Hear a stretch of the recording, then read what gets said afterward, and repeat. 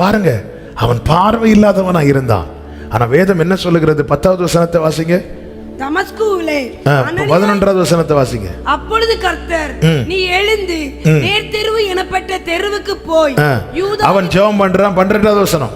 அனனியா என்னும் பேருள்ள ஒரு மனுஷன் தன்னிடத்தில் வரவும் தான் பார்வையடையவும் தன்மேல் கை வைக்கவும் தரிசனம் கண்டான். அநேக காரியத்தை காணாம இருந்தான். அதனால அவன் கண்கள் எதை கண்டது? தரிசனம் பார்க்க விரும்புறீங்களா? ஆமே. உங்க பார்வைக்கு அநேக காரியங்களை விளக்குங்க. இந்த கண் விளக்கு. இந்த விளக்கு அணைகிற மாதிரி காரியங்கள் இருக்கக்கூடாது. இந்த கண்கள் அவரை பார்க்கணும். அதனாலதான் யோபு கண்ணோடு உடன்படிக்கை பண்ணினான். என் வீட்டில் வேலைக்கு வரக்கூடிய ஒரு வேலைக்காரியை கூட நான் தப்பா பார்த்துடக்கூடாது. ஏன் இந்த கண்ணோடு உடன்படிக்கை பண்ணான் தெரியுமா? அவரை பார்க்கணும். அந்நிய கண்களால் அல்ல. என்ன அந்நிய கண்களால்? என்ன அந்நிய கண்களால் பார்க்கிறது? யாரோ பார்த்து சொல்றது இல்ல. நம்ம கேட்ட சாட்சியெல்லாம் யாரோ ஒரு தரிசனம் பார்த்தாங்க சொல்லுறாங்க. சொல்றேன், நான் நேற்று தரிசனத்தில் இயேசு வந்தார். அப்ப இயேசு வந்தார். எப்படி பார்த்தீங்க? அந்நிய கண்களால் பார்த்தேன். எது அந்நிய கண்ணு? அந்த 2வது ரோல இருக்கிற சிஸ்டருக்கு அந்நிய கண்களால பார்த்துட்டு இருக்கு. எவ்வளவு கேட்டாச்சு. என்னைக்கு இந்த கண்ணில் பார்க்க போறோம்? எத்தனை அந்நிய கண்களை பார்த்து, அப்பா அவங்க எல்லாம் பயங்கரமான கண் வச்சிருக்காங்கப்பா. கண்ணாடி விற்கப்படும். இந்த கண்ணாடி போட்டு பார்த்தால் உடனே வானத்தின் காட்சிகள் தெரியும். ஏன்னா அப்படி நிறைய வித்துட்டு இருக்கிறாங்க. எப்படி போச்சா வாங்குறதுக்கு கியூ. ஒரு தேவ பிள்ளைக்கு தெரியணும், இந்த சொந்த கண்ணால பார்க்கணும். ஹல்லேலூயா. இந்த கண்ணாடி வாங்கினா சில சீடியெல்லாம் வித்தாங்களாம் இடையில. இந்த சீடியில் அவ்வளோ என்ன இருக்குதான்? பயங்கர பவர் இருக்குது.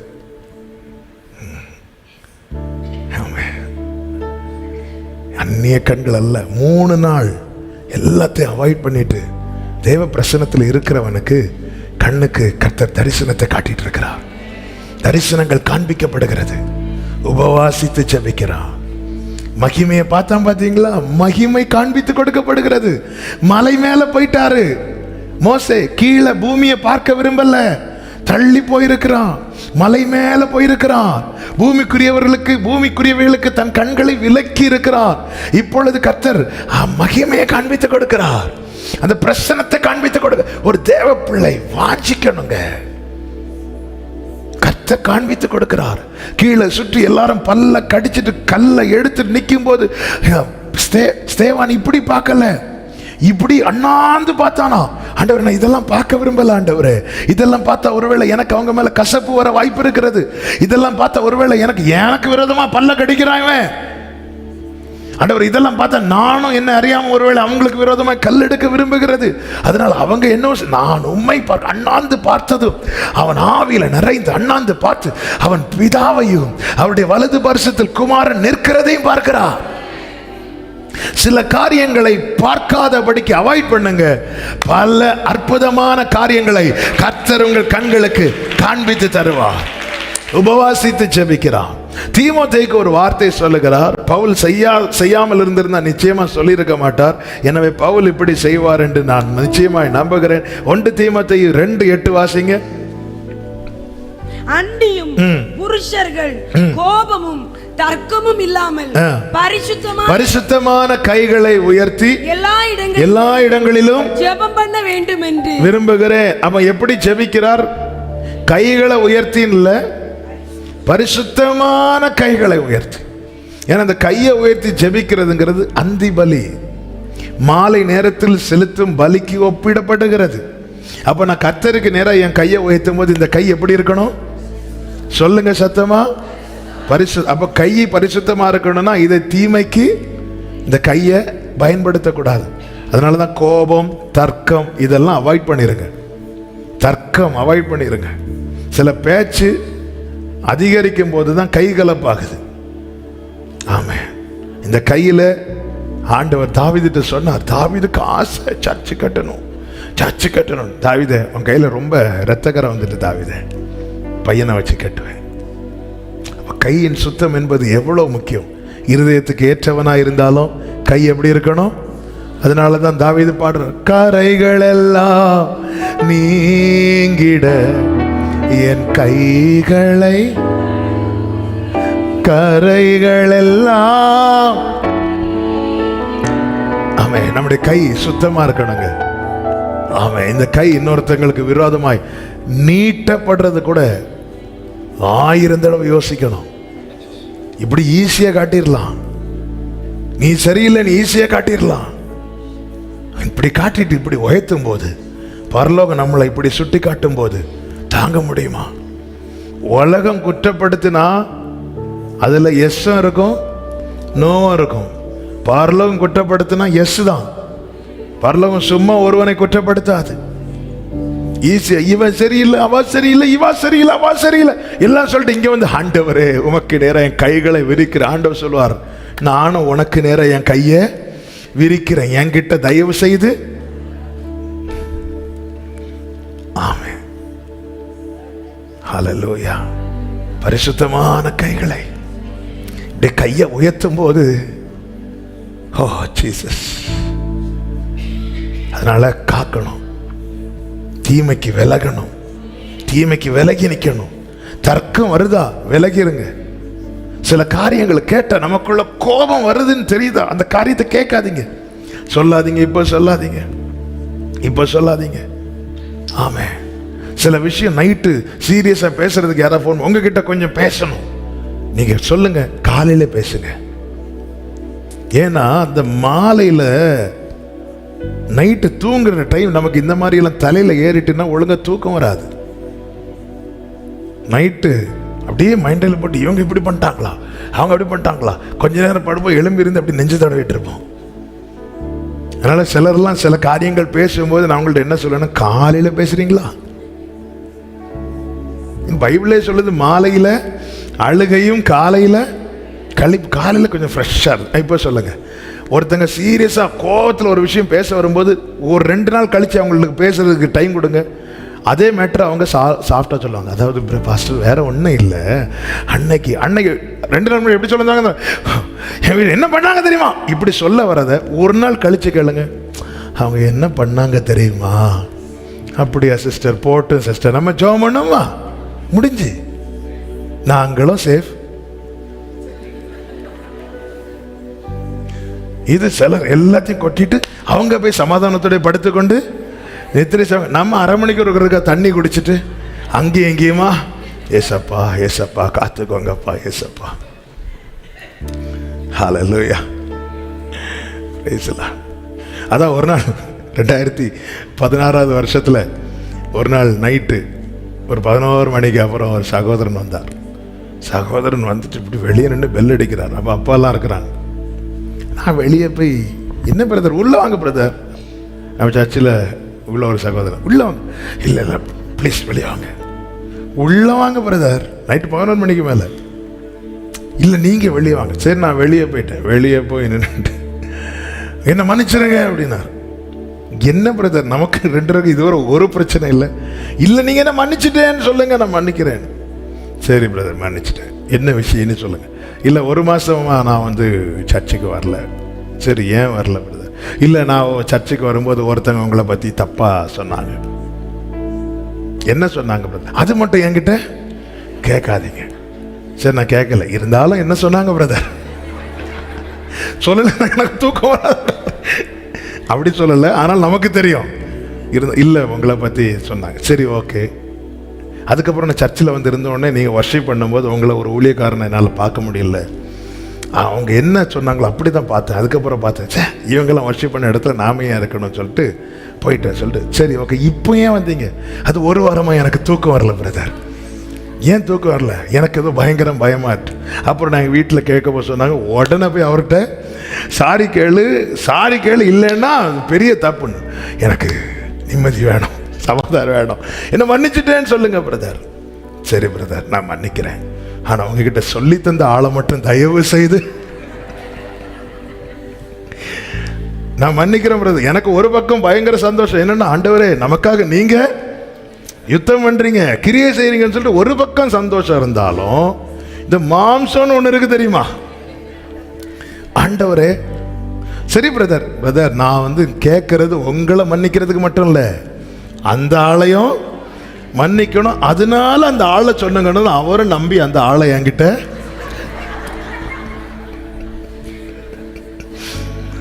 சொன்னதும் அவர் நைட்டு தூங்கிட்டாரு, நான் நைட்டு தூங்கல. எப்படி தேவன் எனக்கு இவ்வளவு பெரிய காரியம் செஞ்சது என் மைண்ட்ல வைக்காம, ஒருத்தர் செஞ்ச ஒரு சின்ன விஷயத்த மைண்ட்ல வச்சுட்டு போய் ஒரு ஊழியர் கூட்டத்தில் போய் உட்காந்துருக்கிறேன். எல்லாரும் ஆவியில நிரம்புறாங்க. என்னால் பிரச்சனத்தை அனுபவிக்க முடியல. நமக்கு ஒரு பிரச்சனை உண்டு. அதுலேயும் ஊழியக்காரங்களுக்கு இந்த பிரச்சனை பெருசாகவே உண்டு. ஒரு இடத்துல போய் நம்மளால் பிரச்சனத்தை அனுபவிக்க முடியலைன்னா தங்களிடத்தில் இருக்கிற குறைய பார்க்க மாட்டாங்க. இந்த இடம் யார் நடத்திட்டு இருக்கிறாங்க, இவர்கிட்ட ஒரு அனலும். நான் அப்படிதான் நினச்சிட்டு இருந்தேன். அப்புறம் தான் ஆண்டவர் என் கண்ணை திறக்கிற, நீ பாரு எல்லாரும் பிரச்சனத்தை அனுபவிக்கிறாங்க, இந்த இடத்துல நீ மட்டும்தான் ட்ரையாக நிற்கிற. அதுக்கப்புறம் நீ யோசித்தேன், பிரச்சனை நடத்துகிறவங்க கிட்டேயும் இல்லை, நான் போன சர்ச்சிலையும் இல்லை, எல்லாம். அப்போ ஏன் அவங்களாலெல்லாம் அனுபவிக்க முடியுது? அப்போ என் கிட்ட தான் ஏதோ பிரச்சனை. என்ன ஆண்டவர் பிரச்சனைன்னு கேட்கும்போது, ஒருத்தரை நான் தூக்கி தள்ள வச்சேன்ல, அது ஆண்டவர் காண்பாங்க. அது ஏன் தூக்கி தள்ள வச்சேன்? நான் உனக்கு செய்ததை மறக்கிற அளவுக்கு ஒரு மனுஷன் செய்த தீமை உனக்குள்ளே இருக்குதா? நான் உனக்கு எப்படி இடைப்பட்டேன்? இந்த விஷயம் உனக்கு தெரியவே தெரியாது. ஆனால் நான் இடைப்பட்டு அந்த சகோதரனுக்கு ஒரு தெய்வ பயத்தை கொடுத்து நேரம் நைட்டோட ஏன் அடுத்த நாள் காலைல சொல்லியிருக்கலாமே, தூக்கம் வரல அவங்களுக்கு. இரவோடு இந்த அளவுக்கு நான் உனக்காக பயங்கரமான காரியங்களை செஞ்சிட்டு இருக்கும்போது அவங்க எனக்கு இப்படி பண்ணிட்டாங்க. அப்படி சொல்லும் போது தான் நமக்குள்ள இருக்கிற மாம்சம் வெளிப்படுது. ஆண்டவரை என்னால் மன்னிக்க முடியாது. ஒரே கேள்விதான், உனக்கு பிரச்சனை வேணும்னா மன்னிச்சு தான் ஆகணும், இல்லைன்னா விட்டுரு. பேசாமல் உட்காந்துட்டு ஊழியர் கொட்டு முடிஞ்சது சாப்பாடு போடுவாங்க, சாப்பிட்டுட்டு கிளம்பிடு. அந்த மீட்டிங் முடிஞ்சு லாஸ்ட் ப்ரேயரில் கதறினேன், ஆண்டவரே யாரும் என்னவன் சொல்லட்டும், எனக்கு தேவை உங்கள் பிரசனம்ப்பா, நான் மன்னிக்கிறேன் ஆண்டவரேன்னு சொல்லி மன்னிச்சு அப்படியே விட்டதும் தேவ பிரசனம் அப்படியே இறங்கிட்டு. அதுக்கப்புறம் தான் ரொம்ப கேர்ஃபுல்லாக இருப்பேன். அதாவது பிரசனை நஷ்டம் ஆயிட்டுன்னா பிணங்க. பிரசனத்தில் இருக்கிறவனுக்கு பிரசனம் நஷ்டம் ஆயிட்டுன்னா அவன் பிணம். அவனை வச்சு 5 காசுக்கு பிரயோஜனம் கிடையாது. இதுதான் தேவ பிள்ளை உணரணும். ஹல்லேலூயா, ஹல்லேலூயா, ஆமென் சொல்லுங்க. ஆமென். 4 பாயிண்ட் தான் ஆச்சு. ஆமென். நம்ம சில காரியத்தை வைராக்கியம் வச்சிருக்கிறோம். எவ்வளவு இழக்கிறோம் தெரியுமா? எவ்வளவு விஷயங்களை இழக்கிறோம் தெரியுமா? நான் ஏன் என்ன வச்சு சொல்றேன்னா, இந்த பலவீனம் எனக்கு இருந்ததுனால சொல்றேன். ஆமென். அதனாலதான் எதுக்கு இப்ப தொடங்குனது நைட்டு தேவையில்லாம சிலர் மன்னிப்பு எல்லாம் கேட்க வருவாங்க. நைட்டு மன்னிப்பு கூட நீங்க தயவு செய்து காலையில. ஆமென். ஹல்லேலூயா, ஆமென் சொல்லுங்க. தர்க்கங்கள் வேண்டாம்.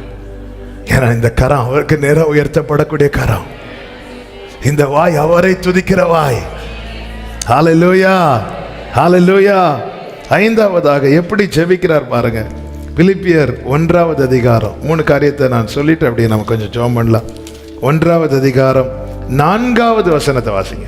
நான் பண்ணுகிற ஒவ்வொரு விண்ணப்பத்திலும் உங்கள் அனைவருக்காகவும் எப்போதும் சந்தோஷத்தோட விண்ணப்பம் பண்ணி.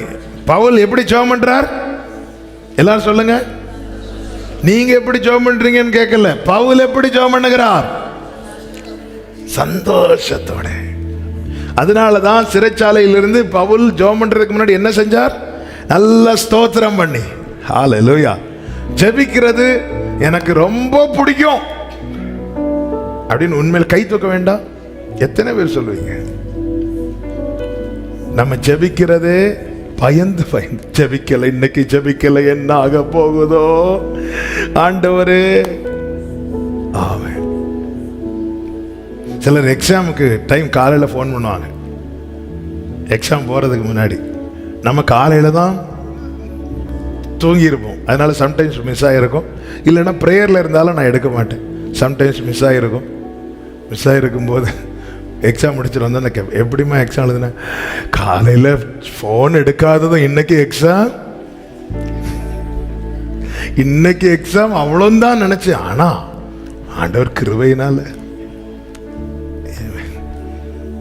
எக்ஸாம் முடிஞ்சு லீவு 1 மாதம். அந்த 1 மாதம் ஜெபத்துக்கும் லீவ். ரிசல்ட் நாளைக்கு வருதுன்னா இன்னைக்கு டியூட்டி ஆன். கர்த்தாவே பாவியாகி என் மேல். ஆமென். சர்ச்சில் 9 மணி மீட்னா 8 மணிக்கு வர்றது, 12 மணிக்கு முடியுதுன்னா 1 மணிக்கு போறது. ரிசல்ட் வரும், ஒரு சாட்சி. அதுக்கப்புறம் கொஞ்ச நாள் காட்சியே. எனக்கு பிரேயர் பண்றதுன்னா அவ்வளோ ஹாப்பி. பவுல் பிலிப்பியர் நிருபம் எழுதும் போது எங்க இருந்து எழுதினார் தெரியுமா? ஜெயிலிருந்து என்ன எழுதினார் தெரியுமா? இங்க நான் ஹாப்பியா இருக்கிறேன். எப்படி ஹாப்பியா இருக்கிறேன்? ஏன்னா இங்க நான் ஜெபம் பண்றேன். நான் ஹாப்பியா ஜெபம் பண்றேன். அவன் ஜெபிக்கிறவன். ஆமென். 5 6வது ரோமர் 10:1. சகோதரரே, இஸ்ரவேலர் ரட்சிக்கப்பட வேண்டும் என்பதே என் இருதயத்தின் விருப்பமும் நான் தேவனை நோக்கி செய்யும் விண்ணப்பமுமாய். இந்த பாயிண்ட்ல 2 காரியம் சொல்லலாம். ஒன்று, அவன் இருதயத்தின் விருப்பத்தை எல்லாம் எங்க வைக்கிறான்? விண்ணப்பமா வைக்கிறான். அது நடக்குதோ நடக்கலையோ, கிடைக்குதோ கிடைக்கலையோ, இருதயத்தின் விருப்பத்தை விண்ணப்பமா வச்சிடணும். இருதயத்தின் விருப்பத்தை விண்ணப்பமா வச்சிடணும். இவனுடைய இருதயத்தின் விருப்பம் என்ன? இஸ்ரவேலர். பவுல் யாருக்காக தெரிந்தெடுக்கப்பட்டவன் என்றால் புறஜாதியருக்கு அப்போஸ்தலராக தெரிந்தெடுக்கப்பட்டவன். ஆனாலும் அவனுடைய விருப்பம், ஆண்டவர் என் ஜனங்கள் ரட்சிக்கப்படணும்.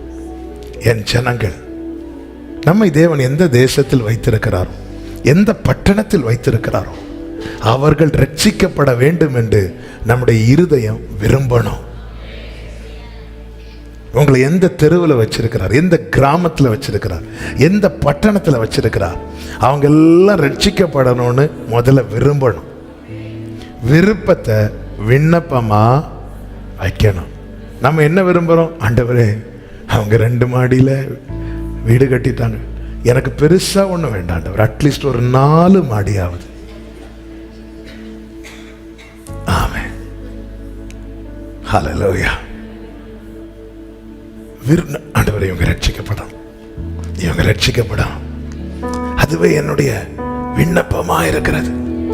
என் சொந்தக்காரங்களை கல்யாண வீட்டுக்கு நமக்கு கார்டு கொண்டு வராங்க, எவ்வளவு சந்தோஷமா, வந்துருங்க அப்படி சொல்லிட்டு கார்டு தந்துட்டு போகும்போது நம்ம அரைக்கதவை அடைச்சிட்டு சொல்லணும், ஆண்டவரே, பரலோகத்துக்கு இவங்களையும் கூட்டிட்டு வந்துருங்க ஆண்டவரே. இது என்னுடைய இருதயத்தின் விருப்பமும் நான் தேவனை நோக்கி செய்யும் விண்ணப்பமுமாயிருக்கிறது. ஆண்டவரே, இவங்க நல்லா இருக்கணும், இவங்க வாழ்ந்திருக்கணும், இவங்க ரட்சிக்கப்படணும். பவுல் சொல்ற வார்த்தையை பார்த்தீங்களா? மற்ற நெருக்கத்தினால், பலவீனத்தினால் எனக்கு உண்டாகிற நெருக்கத்தை காட்டிலும் சபையை குறித்து நான் நாள்தோறும் கவலைப்படுறேன். என்னுடைய இருதய விருப்பம், ஆண்டவரே, இவங்க ரட்சிக்கப்படணும், இவங்க மனம் திரும்பணும், இவங்க வாழ்ந்திருக்கணும். ஆண்டவரே, ஹல்லேலூயா. கல்யாண டைம்ல ஃபேமிலி போட்டோ எடுப்போம்ல, வருஷத்துக்கு பார்க்குற சொந்தக்காரங்கள இருந்து டெய்லி பார்த்து பாடுபடுகிற சொந்தக்காரங்க வரைக்கும் அந்த போட்டோல நிற்பாங்க. கீழே பயங்கர அடியா இருக்கும், போட்டோல சிரிச்சிட்டு இருப்பாங்க இல்ல. அவன் சிரிச்சு போட்டோ முடிஞ்சதும் சிலர் பார்த்துருக்கீங்களா, பயங்கர காமெடியா இருக்கும். சார் கொஞ்சம் சிரிங்க சார், சிலருக்கு ஒரு சைடோட இழுக்கும்.